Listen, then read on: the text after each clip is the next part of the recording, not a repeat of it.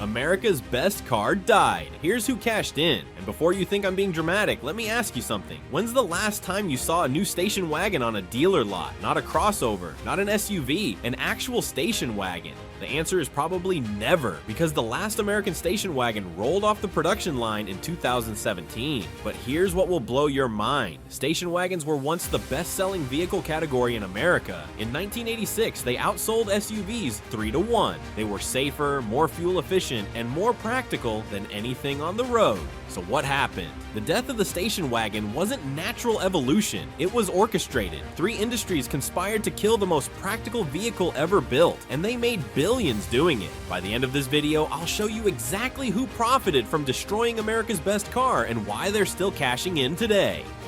The station wagon's death is one of the greatest automotive conspiracies in American history. This wasn't about consumer preference or technological advancement. It was about profit margins, tax loopholes, and corporate manipulation. What I'm about to show you is how three separate industries, automakers, oil companies, and the federal government worked together to eliminate a vehicle that was superior in almost every measurable way. They replaced it with SUVs and crossovers that were less safe, less efficient, and more expensive to build. The evidence is all documented in corporate memos, government regulations, and sales data. This isn't speculation, it's a case study in how entire product categories can be eliminated for profit. And the tactics they used to kill the station wagon are still being used today to manipulate what vehicles you can buy. The golden age of station wagons. First, let me show you just how dominant station wagons were before the conspiracy began, and why that dominance had to be destroyed. To understand what we lost, you need to know just how dominant station wagons were in their heyday. From 1950 to 1990, the station wagon was America's family vehicle of choice, and for good reason. The modern station wagon evolved from the depot hack, vehicles used to transport passengers and luggage from train stations to hotels. By the 1950s, manufacturers had perfected the formula. Take a sedan platform, extend the roof, and add a rear cargo area. The result was a vehicle that combined car-like handling with truck-like utility. In 1986, station wagons represented 8.6% of all vehicle sales in America. That's over 1.2 million units. But here's the shocking part. The oil industry was already calculating how much money they'd lose if this trend continued.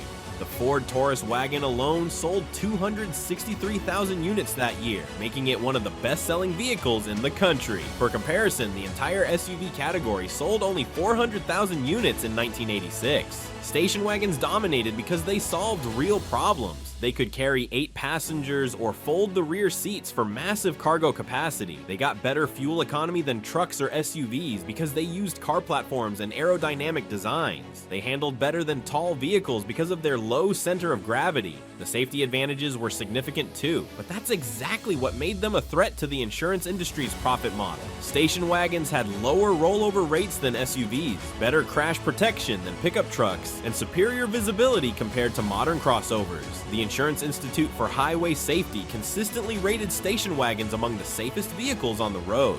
By 1990, every major automaker offered multiple station wagon models. Ford had the Taurus and Escort wagons. Chevrolet offered the Caprice and Celebrity wagons. Even luxury brands like Mercedes-Benz and BMW built wagons specifically for the American market.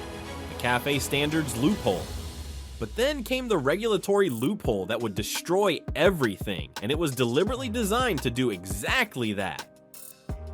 The beginning of the end for station wagons came from an unexpected source: fuel economy regulations. In 1975, Congress passed the Corporate Average Fuel Economy (CAFE) standards, requiring automakers to meet specific fuel economy targets across their entire fleet. The CAFE standards seemed straightforward, but buried in the fine print was a loophole so massive that it would reshape the entire automotive industry and kill millions of Americans' favorite car. The regulations defined trucks as vehicles with open cargo areas or vehicles designed for off-road use. This definition was intended to cover pickup trucks and commercial vehicles, but it had an unintended consequence. It created a massive loophole for SUVs. Automakers quickly realized they could build SUV-like vehicles that qualified as trucks under CAFE standards, allowing them to meet lower fuel economy requirements. A station wagon had to achieve 27.5 miles per gallon under the passenger car standards, but an SUV only had to achieve 20.7 miles per gallon under the truck standards. This 6.8 miles per gallon difference was enormous from a manufacturing perspective, but the profit difference was even more staggering, and that's where the real conspiracy began. It meant automakers could build larger, heavier, more profitable vehicles while still meeting federal requirements. The profit margins on SUVs were typically 2 to 3 times higher than station wagons because they could charge premium prices for what was essentially truck technology. Ford was the first to exploit this loophole aggressively. In 1990, they introduced the Explorer, which was essentially a Ranger pickup truck with an enclosed cargo area and rear seats. The Explorer qualified as a truck under CAFE standards, despite being marketed as a family vehicle. The marketing manipulation. With the regulatory framework in place, the next phase was psychological warfare against American families, and the tactics they used were absolutely ruthless. While the CAFE loophole made SUVs more profitable to build, automakers still had to convince consumers to abandon station wagons. This required one of the most sophisticated marketing campaigns in automotive history. The strategy was to reframe the station wagon's practical advantages as weaknesses, but the real genius was making parents feel like bad parents for choosing the safer option. Station wagons were portrayed as boring, suburban, and uncool, the automotive equivalent of surrender to middle-aged mediocrity. Ford's marketing for the Explorer was particularly effective. Their advertisements emphasized commanding view of the road, go anywhere capability, and active lifestyle positioning. The soccer mom stereotype was deliberately created to stigmatize station wagon ownership. Marketing research from the early 1990s shows that automakers specifically targeted this demographic to make station wagons seem uncool and outdated. But here's the most manipulative part. They convinced families that choosing the more dangerous vehicle was actually protecting their children. Chevrolet's marketing for the Suburban positioned SUVs as symbols of American strength and independence. The subtext was that driving a station wagon was somehow unpatriotic or weak. The marketing worked because it tapped into deeper cultural anxieties about status and identity. The oil industry's role. While automakers were manipulating consumer psychology, the oil industry was running their own operation, and their internal documents proved they knew exactly what they were doing. The oil industry had a significant financial interest in the death of the station wagon, though their role was less direct than the automakers. Station wagon's superior fuel economy meant less gasoline consumption, which directly impacted oil company profits. Internal documents from major oil companies in the 1990s show they were tracking the shift from station wagons to SUVs and calculating the revenue impact, and the numbers were staggering. A typical family switching from a station wagon getting 25 miles per gallon to an SUV getting 18 miles per gallon would consume approximately 400 additional gallons of gasoline per year. With millions of families making this switch, the additional fuel consumption was enormous. Industry analysts estimated that the replacement of station wagons with SUVs increased annual gasoline consumption by over 2 billion gallons by 2000. ExxonMobil's internal research from 1995 showed they expected the SUV trend to increase their annual revenues by $8 to $12 billion. The oil industry also influenced government policy through lobbying efforts, but their most effective tactic was something most people never noticed. They opposed proposals to close the CAFE truck loophole and supported tax incentives that favored SUV purchases over station wagons. Gas station design even evolved to accommodate the SUV trend, making it more convenient to fuel SUVs while subtly discouraging smaller vehicles. Government policy acceleration. But the most shocking betrayal came from the government itself. They didn't just allow the conspiracy, they actively participated in it. The federal government's role in killing the station wagon went beyond just the CAFE loophole. Multiple policy decisions actively favored SUVs over wagons, often in ways that weren't immediately obvious to consumers. The Section 179 tax deduction was particularly devastating. It literally paid businesses to choose the more dangerous vehicle over the safer one. This business tax provision allowed companies to immediately write off the full purchase price of vehicles over 6,000 pounds gross vehicle weight. Most SUVs qualified for this deduction, while station wagons did not. This meant a business could buy a $40,000 SUV and deduct the entire cost in the first year. The luxury tax implemented in 1991 also inadvertently favored SUVs. This tax applied to passenger cars over $30,000, but exempted trucks and SUVs. Luxury station wagons were subject to the tax, while while comparable SUVs were not. Safety regulations also evolved in ways that favored SUVs, and the timing was too convenient to be coincidental. The government's focus on crash test ratings emphasized frontal and side impacts, but largely ignored rollover risk until the late 1990s. This allowed SUVs to receive good safety ratings despite their higher rollover propensity compared to station wagons. The final nail: crossover development. The final phase of the elimination was the most brilliant. They convinced consumers to buy fake station wagons at SUV prices. The final phase of the station wagon's elimination came with the development of crossover vehicles in the late 1990s. Crossovers were essentially station wagons built on SUV platforms, combining the worst aspects of both vehicle types while eliminating the wagon's advantages. The Toyota RAV4, introduced in 1996, was the first successful crossover, but the real genius was that it qualified for truck standards while being marketed as a car replacement. It offered SUV-like seating position and ground clearance, but with car-like fuel economy and handling. Most importantly, it qualified for the CAFE truck standards while appealing to consumers who wanted something more refined than traditional SUVs. Automakers quickly realized that crossovers could replace both station wagons and SUVs in their lineups. The Honda CR-V, launched in 1997, perfected the crossover formula. Honda discontinued the Accord wagon the same year, forcing customers who wanted cargo space into the less efficient CR-V. Ford's introduction of the Escape in 2001 marked the beginning of the end, and their internal documents show they knew exactly what they were destroying.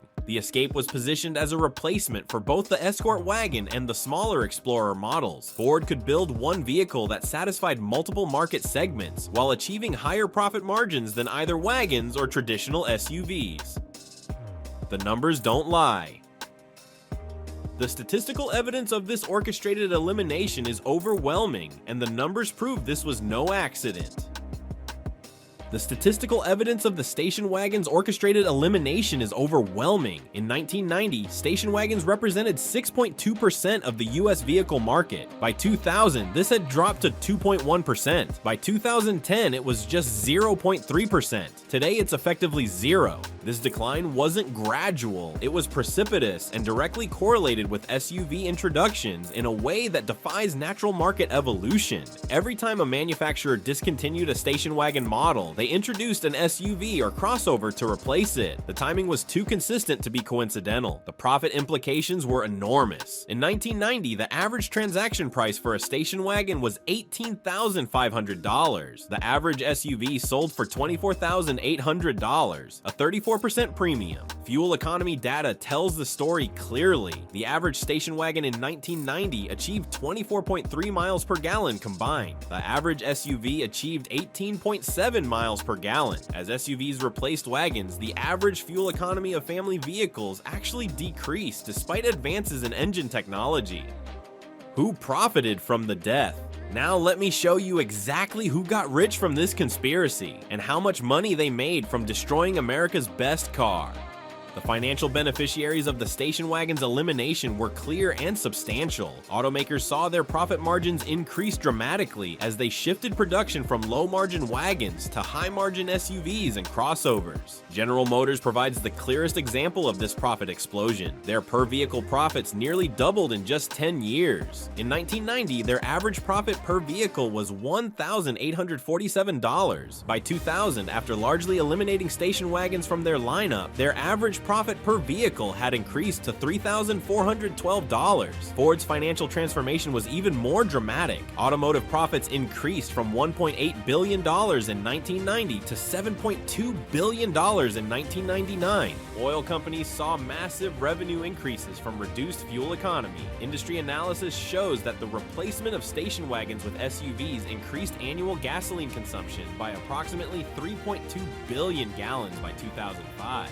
At average gas prices, this represented over $6 billion in additional annual revenue. But that's just the beginning of who profited. The government benefited through increased tax revenues. Higher vehicle prices meant more sales tax revenue. Dealerships profited from higher transaction prices and increased service revenue. The financial services industry benefited from larger auto loans and longer loan terms.